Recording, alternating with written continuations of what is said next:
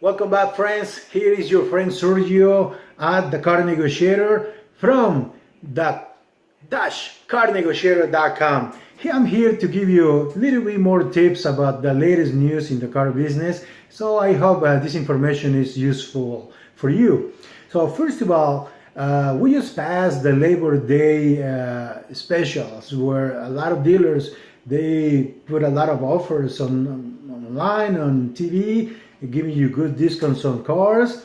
So it is a good time to buy a car. It was a good time to buy a car because every holiday that we have here in the U.S., most brands put good deals for people so they can buy cars. So now the other tip that I want to give you is when is the best time to buy a new or used car? Well, most people say, okay, at the end of the year. Some people say on the holidays. So right now is one of the best times to buy a car. Why?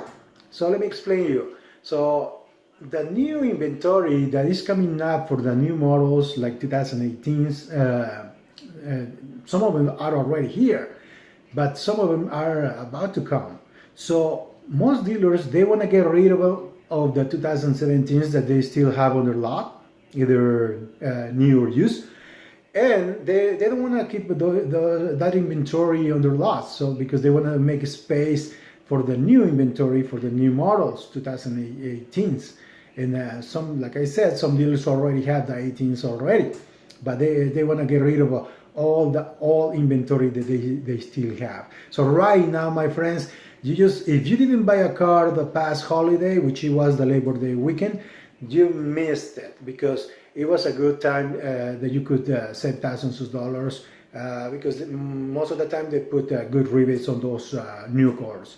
So now every time when you know how to negotiate, every time of the year is a good time to buy a car. Why? Because dealers, they always want to sell their car no matter what. That's their function, that's their business. So no matter what part of the year we are at, they want to sell a car. So every month of the year is a good time to buy a car as long as you know how to negotiate so you can get a good price, all right?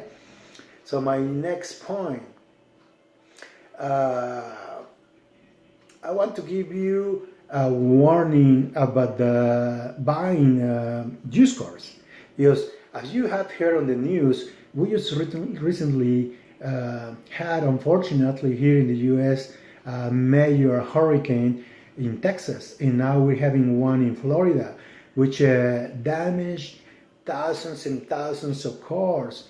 So most of the people will be asking, what's going to happen with that inventory? What homeowners are going to do with those cars? So first of all, the people that had insured those cars, they don't have to worry about, because they just need to make a claim with their insurance, and the insurance will assess the car, the damage of the car, and they will pay for the car. If it is totaled, they will pay off the full amount of the car.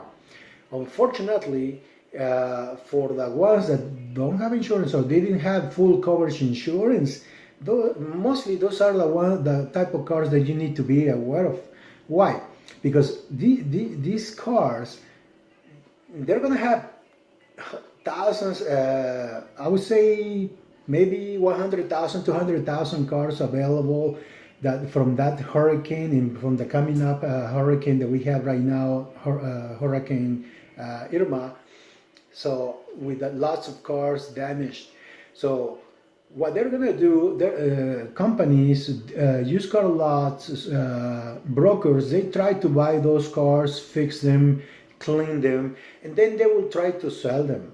If you thought that they will just get rid of them and put them on the, get rid of them somewhere, that's not the case. What they do, so they clean up the cars, they fix whatever they need to fix, and they put those cars for sale. So for the people that they don't know, they might end up buying a car from Texas or Florida that could be damaged internally. So later, if you, for example, let's say that you bought one of those cars, throughout the years, you might have problems internally or in the paint of the car. Why? Because the damage of the water, the water will create corrosion on the paint of the car, on the metal of the car, so the metal parts of the car. And internally, you don't know at what extent the water damage that particular car.